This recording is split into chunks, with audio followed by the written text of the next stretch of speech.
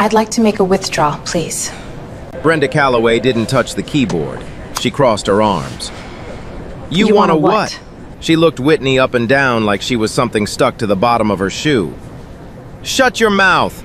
Listen carefully. People like you don't have money in a place like this. You belong on a bus somewhere. Someone in line pulled out their phone. Recording, Oh, wow. not helping. This is about to go viral. A man in a suit looked over, shrugged, looked away. Get out of my line! Brenda pointed at the door. Before I have you removed. The lobby watched. Nobody moved. Nobody said a word. Whitney stood completely still, but every single one of them was about to watch the most humiliating reversal of their lives. To understand why what happened that morning hit so hard, you need to understand who Whitney Evans actually is. Not who Brenda assumed she was, who she actually is. Whitney grew up in Vine City, Atlanta, West Side, the kind of neighborhood where the corner store had bulletproof glass on the windows and the school library had 3 computers for 400 kids. Her mother worked double shifts at a hospital laundry. Her father drove a city bus for 22 years. They weren't poor in spirit, but money was always thin, always careful, always counted twice. Whitney watched her parents work themselves to exhaustion for a life that still felt just out of reach. And she made a decision at 16 that would define everything that came after. She was going to build something they couldn't take away. She graduated top of her class, full scholarship to Spelman College, then a master's in finance from Wharton. Not because doors were open, they weren't. She pushed through walls that weren't designed to move for people who looked like her. At 29, she founded Elevation Capital Group with $40,000 in savings, a second-hand desk, and 2 clients who believed in her before she had a track record to show them. She worked 16-hour days. She made mistakes. She lost a deal in year 2 that almost broke the company. She rebuilt it.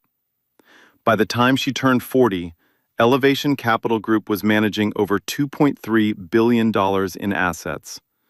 Infrastructure investments, healthcare, renewable energy, real estate development in underserved communities that the big firms ignored because the margins weren't flashy enough. Forbes named her one of the most influential financial executives in the Southeast. Twice. She bought her mother a house in Buckhead, paid it off in full, cash. But here's the thing about Whitney Evans that nobody in that bank lobby understood. The thing that made what was about to happen both devastating and deeply ironic. She didn't live like her net worth. Deliberately. No entourage, no assistant trailing behind her with a tablet, no chauffeured car idling at the curb. She drove herself. A slate gray sedan, clean but unremarkable. She wore a structured blazer, dark slacks, minimal jewelry, a single leather portfolio under her arm. She dressed for work, not for performance. She'd learned early that when a black woman walks into a room draped in signals of wealth, people find other ways to dismiss her. So she stopped performing. She simply arrived and let her presence and her paperwork do the talking. That Tuesday morning, she left her office at 10:20 a.m. The drive to Premier Trust Bank took 11 minutes. She parked herself, fed the meter herself, walked through the front door herself. The lobby was everything the address promised. Marble floors the color of cream and smoke. A vaulted ceiling with recessed lighting that made everyone look like they were being professionally photographed. Soft jazz drifting from invisible speakers. The faint smell of fresh flowers, white lilies in a tall vase near the entrance. 2 tellers were working. A third was on the phone. The line had 4 people ahead of Whitney. She took her place without a word, portfolio tucked under her arm, eyes forward. She wasn't there for a scene. She was there for $30,000. A withdrawal she made every single year, in cash, anonymously, delivered personally to the West Side Community Foundation. No press, no tax deduction, just money going back to the streets that built her. She'd been a client of Premier Trust for 11 years. Her personal account alone held over $4 million. Her corporate accounts pushed the total past $14 million. She had never once had a problem at this branch. She waited in line like everyone else, politely, quietly, patiently. The man ahead of her was served in 4 minutes. The woman before him, 3. Then it was Whitney's turn. She stepped up to window 3. Brenda Calloway looked up, and something behind those eyes, something practiced, something ugly, something that had probably been there for years, decided, in the space of 2 seconds, exactly who Whitney Evans was. She was wrong. But that mistake was already in motion, and it was going to cost everyone in that building far more than they could imagine. Brenda didn't touch the keyboard, not immediately. She just looked at Whitney the way some people look at something they've already decided doesn't belong, like the decision was made before a single word was exchanged. Whitney placed her account card on the counter. Calm, practiced, the same way she'd done it dozens of times before. "I'd like to make a cash withdrawal. $30,000 from my personal account, please."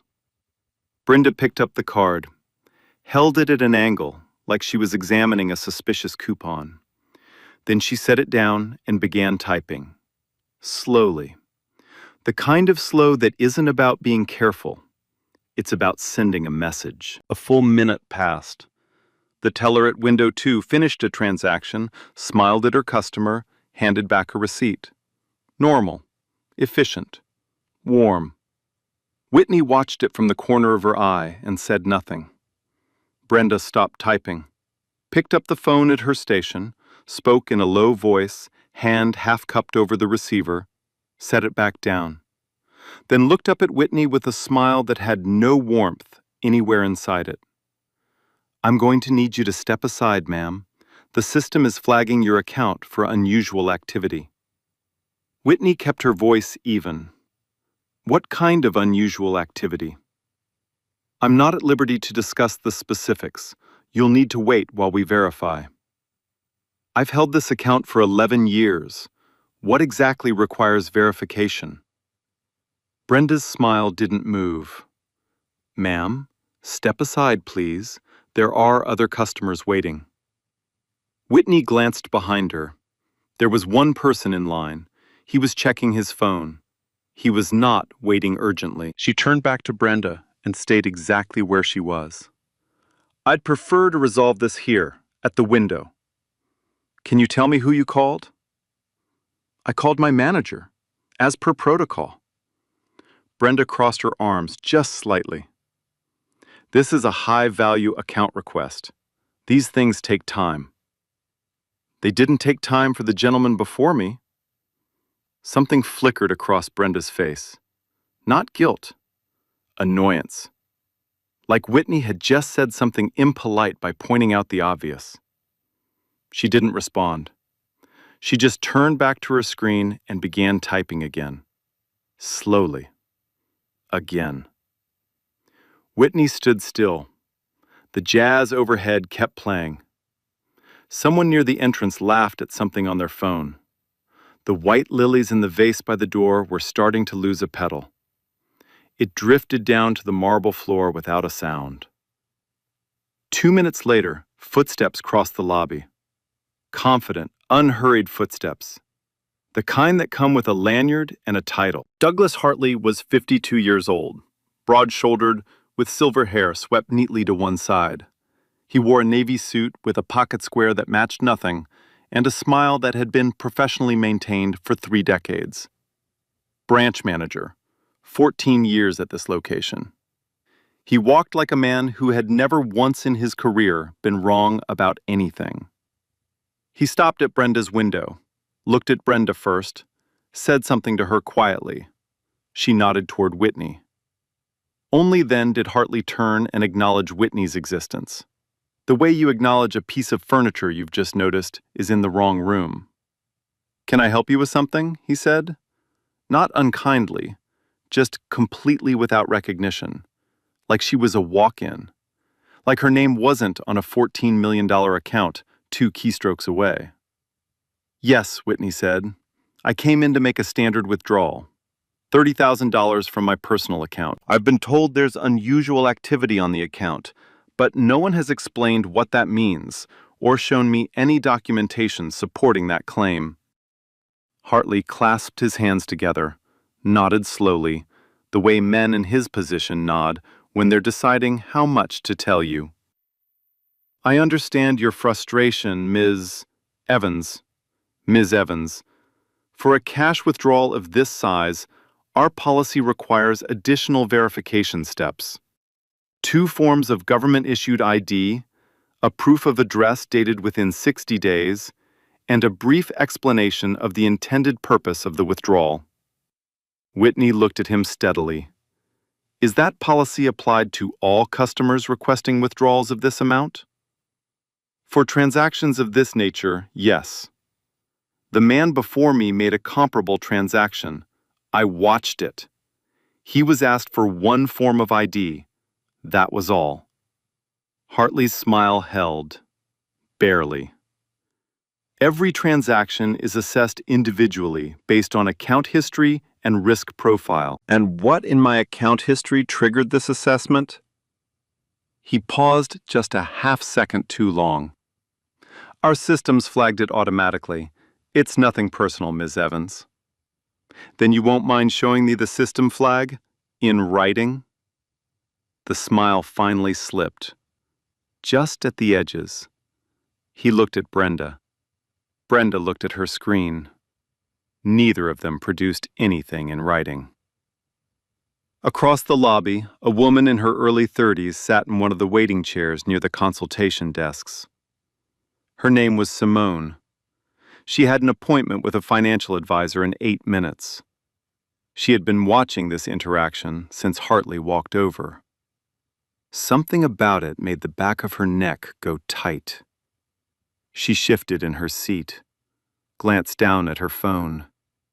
Then, slowly, quietly, she angled the camera up and pressed record. She didn't make it obvious, but she didn't look away either. Back at the window, Hartley had made a decision. Whitney could see it in the way his posture changed. The slight squaring of the shoulders, the drop in his voice that meant he was no longer trying to be diplomatic. "Ms. Evans, I'm going to need to ask you to come with me to a private office so we can sort this out properly." "I'm at a teller window. I'm a customer. I haven't done anything that requires a private office." "It's standard procedure for situations like this." "What situations specifically?" He didn't answer that. Instead, he gave a small, almost imperceptible nod, the kind that's meant for someone else. Whitney caught it. She turned slightly and saw Carl Norris, the security guard, push off from the wall where he'd been standing and begin walking toward her. Unhurried, like this was routine, like she was a problem to be managed rather than a person to be served. Carl was 6 feet tall, broad, in a pressed gray uniform. He stopped 2 feet to Whitney's left and said in a flat, professional tone, "Ma'am, if you'll just follow Mr. Hartley." "I will not." Whitney's voice was quiet, completely steady, not aggressive, just immovable. "I am a customer of this bank. I am standing at a teller window. I have broken no rule, violated no policy, and raised no disturbance. I will not be escorted anywhere." The lobby had gone quiet. Not the polite quiet of a professional space, the held breath quiet of people watching something they know is wrong, but haven't decided what to do about yet. The man who'd been behind Whitney in line had stopped looking at his phone. The teller at window 2 had stopped pretending to type. Even the jazz seemed to fade. Or maybe it was just that everything else got louder. Brenda, emboldened by Hartley's presence and Carl's position, leaned forward and said it flatly, like she was reading from a script she'd written herself years ago. The account shows no record of a withdrawal request of this size. It doesn't match the profile of the individual presenting at the window. Whitney turned and looked directly at Brenda. Say that again? Brenda didn't blink. The account profile doesn't match you. 4 words, chosen carefully, meaning something very specific.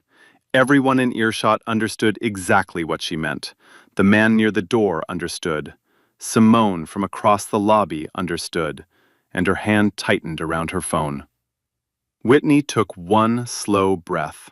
She placed both hands flat on the counter, portfolio between them, and she said in a voice that was perfectly, almost unnervingly calm, "I would like to present my identification now.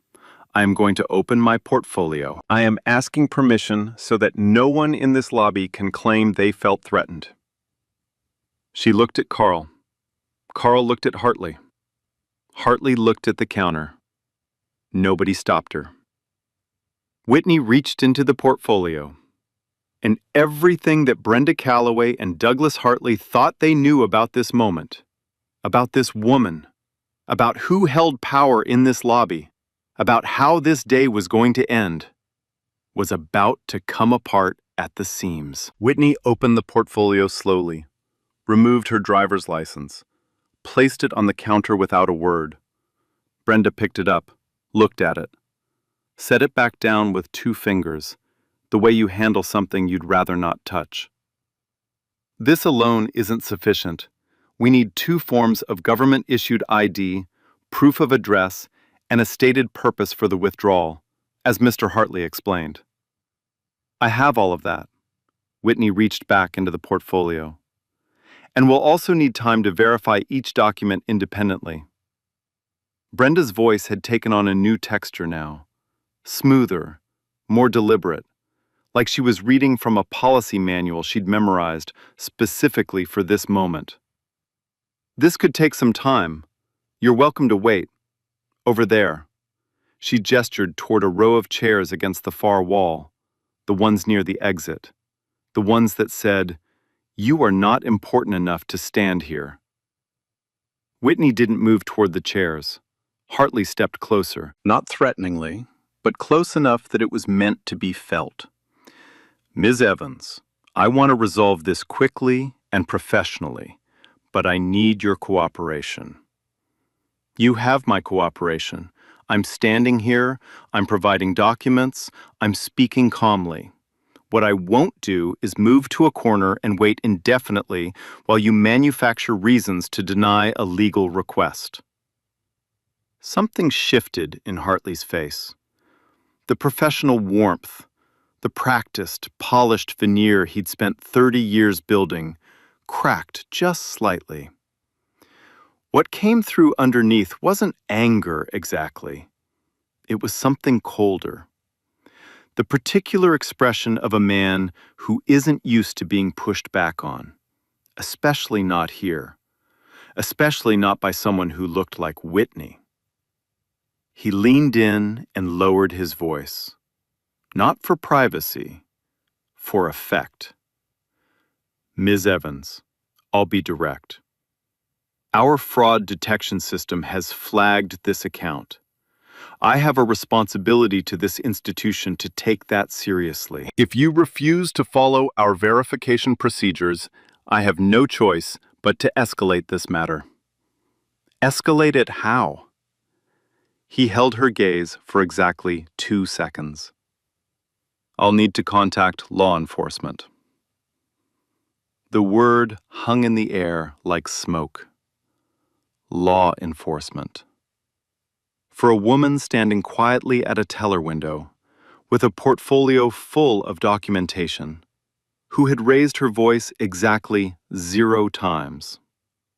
Simone, from her chair across the lobby, caught every word. Her thumb pressed harder against the side of her phone. She didn't move. She didn't speak. She just kept the camera steady and her expression neutral, and her eyes wide open. The man near the door, the one in the gray suit who'd been watching since the beginning, finally looked away. He studied his shoes. He found something extremely interesting about the marble floor. He was not going to get involved. That much was clear. Whitney looked at Hartley for a long moment. You're going to call the police. On a customer. At a teller window. Because she asked to withdraw money from her own account. I'm going to call for assistance in managing a situation that has become uncooperative. I am not being uncooperative. I am asking questions. Those are not the same thing. Hartley was already reaching for the phone. He spoke briefly, set it down, straightened his pocket square, then turned back to Whitney with the particular calm of a man who believes he has just won something. Whitney didn't react. She stood exactly where she had been standing since the beginning. Feet planted, portfolio open, documents on the counter, hands visible. She was not going to give anyone a reason. Not today, not in this lobby, not with two officers about to walk through that door. She knew how this worked. She had known since she was 16 years old, since Vine City, since every room she'd ever entered where someone decided before she opened her mouth that she was a problem. She knew the math of it. She knew what happened when a black woman moved too fast, or spoke too loud, or looked too directly at the wrong person in the wrong moment. So she stood, completely, perfectly, almost painfully still. And she waited. 2 minutes passed. The jazz overhead kept playing. A phone rang somewhere behind the teller wall and was answered immediately, professionally, cheerfully. The white lilies by the entrance had lost another petal. It lay on the marble floor now, small and pale and completely ignored. Then the front door opened. 2 officers walked in, not rushing, not with hands on anything, just present, which was the point. Their presence was the message. Uniform, badge, authority. Walking through the door of a place where nothing illegal had happened and nobody had been hurt because a bank manager had made a phone call. The officers approached. The younger one, maybe late 20s, scanned the room with the slightly uncomfortable expression of someone who isn't sure yet what they've walked into. The older one had the practiced blankness of a man who had responded to enough of these calls to know that assistance requested can mean almost anything.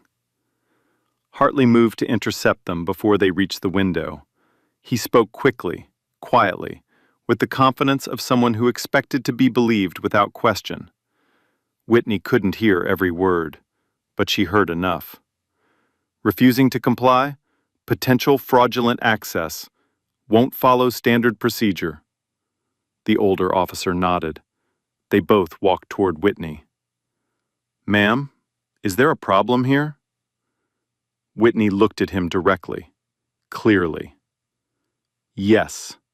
I came into this bank to make a legal cash withdrawal from my personal account. I have been denied without documented cause, accused of fraud without evidence, and now law enforcement has been called. Not because I was threatening or disruptive, but because I asked for an explanation and didn't move when I was told to. The officer glanced at Hartley. Hartley said smoothly, She's been uncooperative with our verification process, and we have reason to believe the account she's attempting to access may be fraudulent. Whitney turned back to the officer. Her voice was measured and precise. I have identification.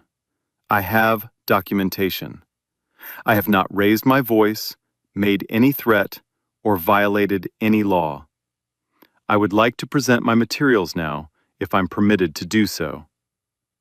The officer looked at her for a moment, then nodded. Go ahead, ma'am. Hartley stiffened. Brenda's arms crossed tighter. Whitney reached into the portfolio again. She removed her driver's license, already on the counter, her passport, her proof of address, each one placed down cleanly, without drama, without performance. Brenda examined each document with theatrical skepticism.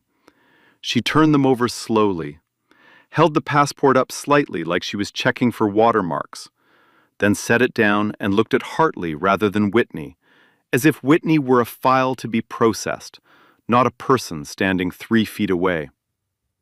"These still don't explain the fraud flag on the account," Brenda said, addressing Hartley directly. Her voice had the practiced certainty of someone who had done this before, who had stood behind this counter and made people feel small, and never once faced a consequence for it. Then she turned to the officers, and she said the thing that sealed everything. The thing that Simone's camera caught perfectly, clearly, without any possibility of misinterpretation. The thing that would be replayed 4 million times in the next 24 hours on screens across the country. "Look," Brenda's voice was flat, almost bored. "I've been in banking for 14 years. I know what a legitimate, high-value account holder looks like, and I'm telling you, she doesn't fit. She just doesn't fit the profile." The lobby stopped breathing. Every sound seemed to drop away. The jazz, the distant phone calls, the soft shuffle of feet on marble.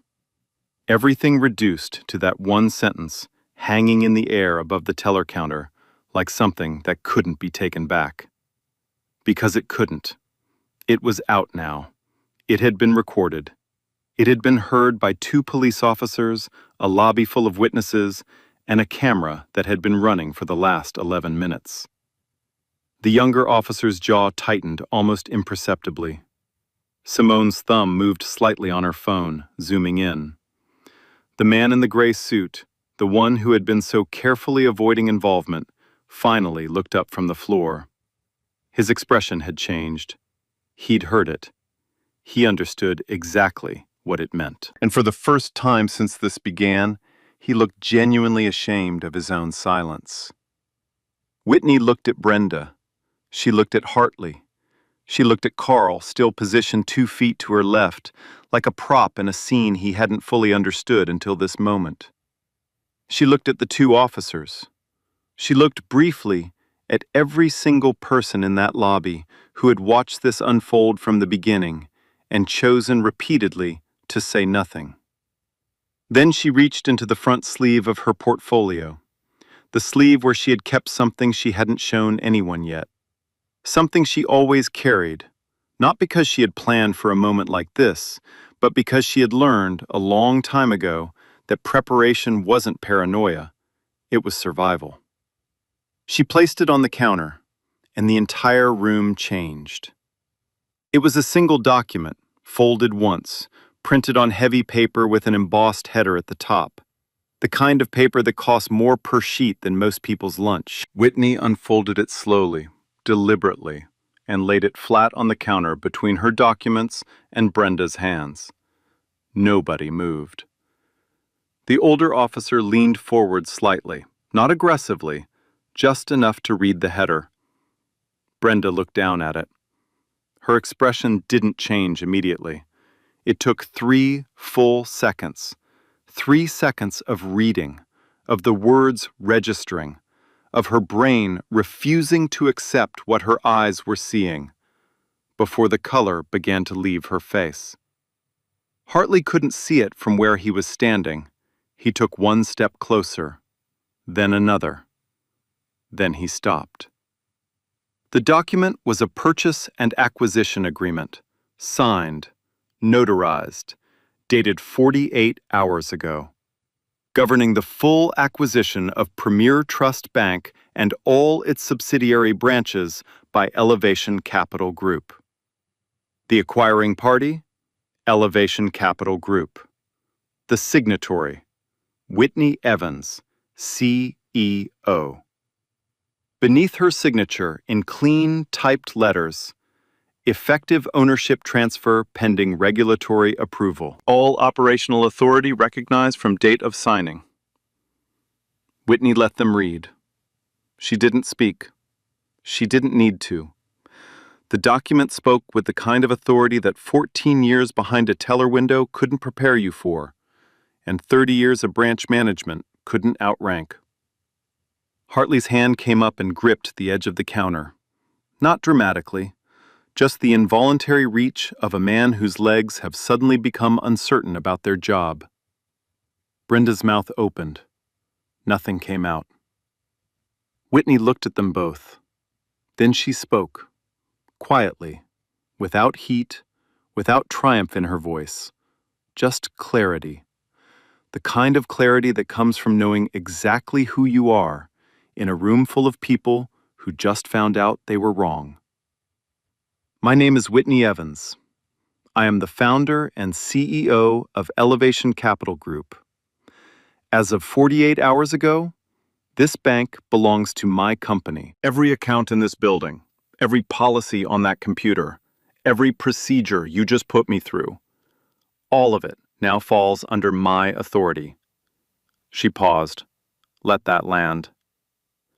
I came here today alone, without announcement, without my legal team, without a single person who knew my name. I came to make a $30,000 withdrawal for a charitable donation I make every year. I came as a customer, because I wanted to see how this branch treated its customers when nobody important was watching. Another pause. Now I know. The lobby was absolutely silent. The jazz had stopped, or maybe no one could hear it anymore over the sound of everything shifting. The younger officer had straightened up completely. His partner had taken a small, almost imperceptible step back, the way people do when they realize they've been standing on the wrong side of something. Carl Norris, the security guard who had been positioned at Whitney's left for the better part of 20 minutes, quietly moved away from her. Not running, just stepping back, creating distance between himself and the position he'd held so confidently 10 minutes ago. Simone lowered her phone from recording position, slowly. She looked at the screen for a moment, at the footage, at the timestamp, at the crystal clear audio of Brenda's words still visible in the waveform. Then she looked up at Whitney. Her expression was somewhere between stunned and deeply, deeply satisfied. The man in the gray suit, the one who had studied the floor, who had looked away, who had decided repeatedly that this wasn't his problem, was staring now with the wide, hollow look of someone recalculating a series of choices they made in the last 40 minutes. Whitney reached into her portfolio one final time. She removed a business card, simple, heavy stock, embossed letters, and placed it on top of the acquisition document. I'll be contacting the board this afternoon. I'll also be requesting a full audit of this branch's transaction records for the past 24 months, with specific attention to verification procedures and how they have been applied across different customer demographics. She looked at Brenda directly. Every interaction at this window, every flag, every request for additional documentation, all of it. Brenda's hand was trembling. It was subtle, just a fine vibration in the fingers gripping the edge of the counter, but it was there. 14 years behind this window. 14 years of small decisions, small dismissals, small cruelties performed with the confidence of someone who never expected to answer for them. That confidence was gone now. It had left the building the moment Whitney unfolded that piece of paper. Hartley finally found his voice. It came out smaller than he intended. Ms. Evans, on behalf of the branch, I want to... Mr. Hartley. Whitney picked up her documents, slid them back into the portfolio, closed it. You'll hear from my legal team before 5 o'clock. She looked at the two officers. Thank you for your time, gentlemen. I hope the rest of your morning is less eventful. Then she turned to the teller window, not Brenda's window, but the one next to it, where a younger teller had been standing frozen for the last several minutes, eyes wide, not breathing, and said simply, "I'd like to make my withdrawal now, please. $30,000. Cash." The young teller moved immediately. No hesitation, no flags, no phone calls. Just two hands, shaking slightly, counting out $30,000 as fast as they possibly could. The cash was counted, confirmed, and handed over in a white envelope with the Premier Trust logo embossed on the front. Whitney took it, slid it into her portfolio, and zipped it closed. One clean motion, like she'd just completed a routine errand, which, from her perspective, she had. She turned from the window. The lobby was still quiet, not the comfortable quiet of a professional space doing its work, the airless, suspended quiet of a room full of people who had just witnessed something they couldn't unsee and weren't sure yet what to do with it. Hartley was still standing near the counter. His pocket square was slightly crooked now. Nobody had noticed it happening, but somewhere in the last 10 minutes it had shifted, that small, careful detail he'd maintained for 30 years, slightly undone. He opened his mouth as Whitney turned to leave. "Ms. Evans." His voice came out careful, measured, the voice of a man who has spent a career managing situations and is now trying to manage the worst one of his life. "I want to express, on behalf of this branch, how deeply sorry I am for any misunderstanding," Whitney said. She didn't stop walking. She said it over her shoulder, without turning around, without breaking stride. Just the one word, hanging in the air behind her, like a question she already knew the answer to. Hartley closed his mouth. Brenda hadn't moved from behind the counter. She was gripping its edge with both hands now, like it was the only solid thing in the room. Her face had gone from pale to a deep, mottled flush, the particular color of someone whose body is processing shame faster than their mind can keep up. She didn't try to speak. There was nothing left to say that wouldn't make it worse. Simone stood up from her chair as Whitney passed. She held out her phone, screen facing up, the video paused on a clear frame of Brenda's face mid-sentence. She didn't say much, just, "I got all of it, from the beginning." Whitney stopped, looked at the screen, looked at Simone. Something passed between them. Not a smile exactly, but a recognition. The particular understanding of two people who both know what it costs to stand in certain rooms. "Send it to this address," Whitney said, and recited her office email without reaching for a card. "Don't post it anywhere yet." Simone nodded, already typing. The two officers were near the door. The younger one stepped forward slightly as Whitney approached. He looked uncomfortable in the specific way of someone who has just replayed the last 40 minutes in their head and doesn't like what they see. "Ms. Evans," he said quietly, "I'm sorry. We shouldn't have come in the way we did." Whitney looked at him. It wasn't a warm look, but it wasn't hostile either. "I know you were called," she said. "What matters is what you do with what you saw." She walked out through the front door, into the Atlanta morning, into the sound of traffic and birds and a city that had no idea what had just happened inside that marble lobby. She walked to her slate gray sedan, unlocked it, sat down, placed the portfolio on the passenger seat. And for a moment she just sat there, hands in her lap, engine off, looking at nothing in particular through the windshield. She was not shaking. She had trained herself out of shaking in moments like this a long time ago. But the energy of the last hour sat heavily in her chest. The specific exhaustion of having to be perfectly composed while being treated as less than nothing.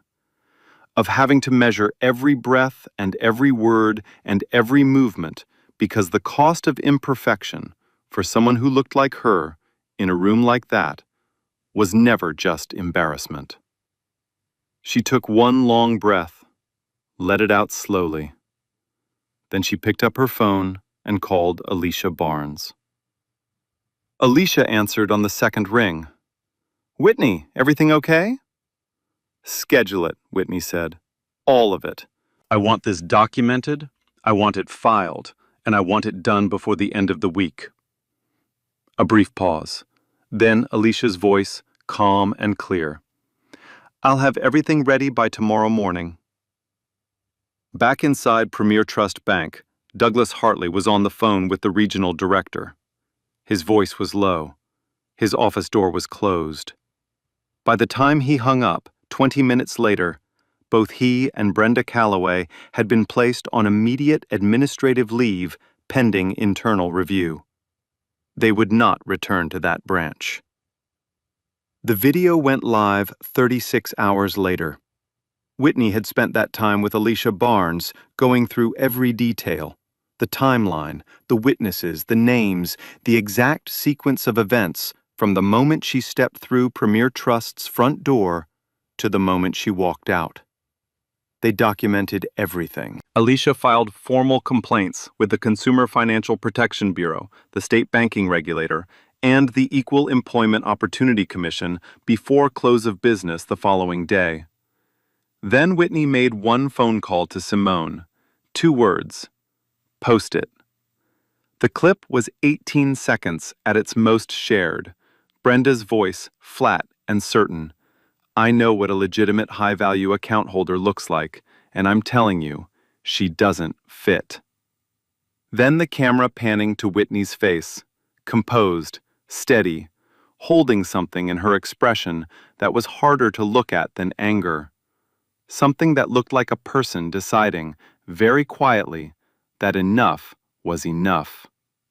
4 million views in 24 hours, 11 million by the end of the week. The comments came in waves. First, disbelief, then recognition. The particular recognition of people who had experienced the same thing in different rooms, different cities, different counters, and had never had a camera running. "This happened to my mother last year. This happened to me at a car dealership in 2019. This happens every single day, and nobody films it." The stories multiplied faster than anyone could count them. Trevor Hollis led his evening segment with it on Wednesday. The Chiron read, "Bank calls police on black CEO mid-withdrawal. She owns the bank." His panel that night included a civil rights attorney, a former federal banking regulator, and a behavioral economist who had spent 15 years studying racial bias in financial services. They didn't need to speculate. The video made the case without any help. Premier Trust's communications team issued a statement Thursday morning. They called it an isolated incident and expressed their deep commitment to serving all customers with dignity and respect. The statement was written in the careful, bloodless language of corporate crisis management. Every word chosen to acknowledge without admitting, to apologize without accepting responsibility. It backfired within hours. Former customers began posting their own experiences under the hashtag #PremierTrust. Not just black customers, though there were many, but elderly customers who had been asked for excessive documentation, disabled customers who had been spoken over and around, anyone who had ever stood at one of those marble counters and been made to feel like they didn't belong there. The hashtag reached trending status by Thursday afternoon. 3 corporate clients, firms with combined deposits exceeding $200 million, publicly announced formal reviews of their banking relationships with Premier Trust by the end of the week. 2 of them quietly initiated transfer proceedings the following Monday. Premier Trust stock dropped 8% in the first 48 hours. By the end of the second week, it had not recovered. The formal investigations moved quickly, partly because the evidence was so clean. Simone's video, the branch's own internal camera footage, which had captured everything from a second angle. The transaction records, which showed clearly, in the bank's own data, that 3 white customers had made comparable withdrawals on the same morning as Whitney, with standard single ID verification and no fraud flags raised. 3 transactions, same amount, same branch, same day, completely different procedure. Alicia Barnes put that data in front of a federal judge in a civil rights filing that cited the Equal Credit Opportunity Act and the Civil Rights Act of 1866. The judge did not dismiss it. Douglas Hartley's deposition took 4 hours. He arrived with a personal attorney and a prepared statement. He left having been unable to answer a single question about why police escalation was warranted for a customer who had raised no disturbance and broken no rule. He couldn't produce a policy document that required it. He couldn't name a single comparable situation where it had been done to a white customer. His attorney objected 17 times. It didn't help. Brenda Calloway's deposition was shorter and worse. Under oath, she was asked directly, at what point did she flag the account before completing verification? Her answer, when it finally came, was the one that ended her career in banking permanently. When she walked up to the window, Brenda said, something just didn't seem right. Something just didn't seem right. Not the documents, not the transaction history, not the account balance, not anything that appeared on the screen in front of her. Just the person standing at her window. Just what she saw when she looked up. The civil case settled 4 months after the incident. The full terms were sealed, but what was confirmed publicly was enough. Premier Trust paid a substantial financial settlement to Whitney Evans. Both Hartley and Brenda were formally terminated, not resigned, not retired, terminated, and barred from client-facing roles in any Premier Trust affiliate. The bank was required to implement a new transparent verification policy, applied uniformly across all customers, regardless of any subjective assessment. Mandatory bias training, bank-wide, within 90 days. Quarterly compliance reviews submitted to the state regulator for 3 consecutive years. And then there was the censure. The state banking regulator issued Premier Trust a formal censure, a public, official finding of institutional misconduct, the first in the bank's 60-year history. It was entered into the public record and would remain there permanently. Anyone who searched Premier Trust's regulatory history from that point forward would find it. Every auditor, every partner institution, every prospective client who did their due diligence would see it. Whitney gave one interview, sat across from a journalist she had known for years, in a conference room in her own building, and spoke for 20 minutes without notes. She was not angry. She was not performing forgiveness either. She was simply precise. I didn't do this because of the $30,000, she said. I have $30,000 in my car right now. I did this because the next person they treat that way might not have an acquisition agreement in their portfolio. They'll just have their dignity. And that should have been enough. It should have been enough from the very beginning. That clip ran on every major network. Some of them ran it twice. The journalist asked her one final question. Did she think anything would actually change? Whitney was quiet for a moment. Then, I think change doesn't happen because people suddenly become better. I think it happens because the cost of not changing becomes too high to ignore. We just made the cost very clear. 6 months after that Tuesday morning, Whitney Evans walked into a community center on the west side of Atlanta and handed a white envelope to a woman named Dorothy Green, who had run the West Side Community Foundation for 11 years on a budget that was never quite enough. $30,000. Cash. Same as every year. Dorothy didn't know where it came from. She never did. That was the point. The foundation used it to launch a financial literacy program for first-generation college students, kids from Vine City, from Mechanicsville, from the same streets Whitney had grown up on. The program taught them how to read a contract, how to open an investment account, how to walk into a bank and know their rights. It was called simply the Know Your Worth program. By the end of its first year, it had served 214 students.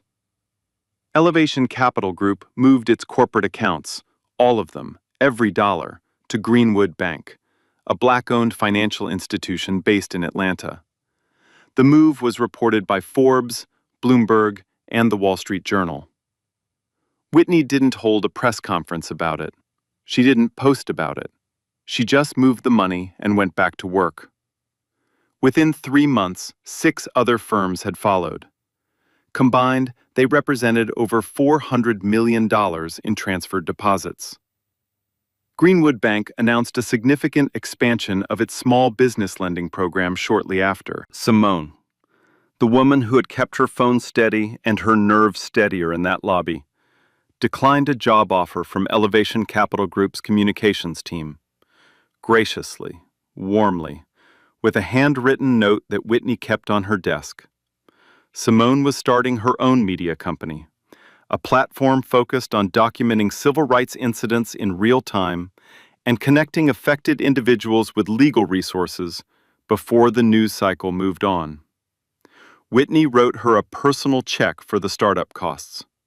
No cameras, no press release. Just money going where it was needed, from someone who understood what it meant to build something from nothing. Premier Trust Bank survived the scandal. New leadership, new compliance team, new language on their website about inclusion and belonging. Whether those words represented genuine transformation or carefully managed optics was something only time and the quarterly regulatory reviews would answer. Douglas Hartley spent 8 months looking for a position at another financial institution. None of the interviews went past the second round. His name appeared in the regulatory filing. It always came up. Brenda Calloway did not return to banking. The last anyone heard, she had moved to another state. Whether she understood, truly understood, what she had done, not just the professional consequences, but the human cost of 14 years of small decisions made from behind a teller window, that was something nobody could know from the outside. Some reckonings happen publicly, in courtrooms, in headlines, in regulatory filings entered into the permanent record. Others happen quietly, in private, in the middle of the night, when there's no policy manual to hide behind, and no manager to call, and no counter to grip. Those are the ones that take the longest, and the ones that matter most. Whitney never spoke about that morning as a victory. Not once. In any interview, in any conversation anyone reported.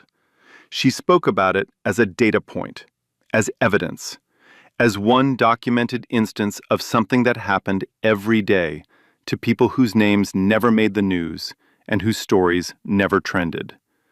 She spoke about it as a reason to keep building. The Know Your Worth program is still running. It expanded to 3 additional cities in its second year. The curriculum includes a module on banking rights, specifically what a customer is legally entitled to, what constitutes discriminatory treatment, and exactly what to do, step by step, if it happens to you. Whitney wrote that module herself, on a Sunday afternoon, without announcement. So here's what I want to leave you with, and I want your honest answer in the comments. Not about Whitney, not about Brenda or Hartley or the outcome of the case. About the lobby, about the moment before any of it was resolved, when a woman was standing at a counter, being told she didn't belong, and the room was full of people who saw it and said nothing. What would you have done?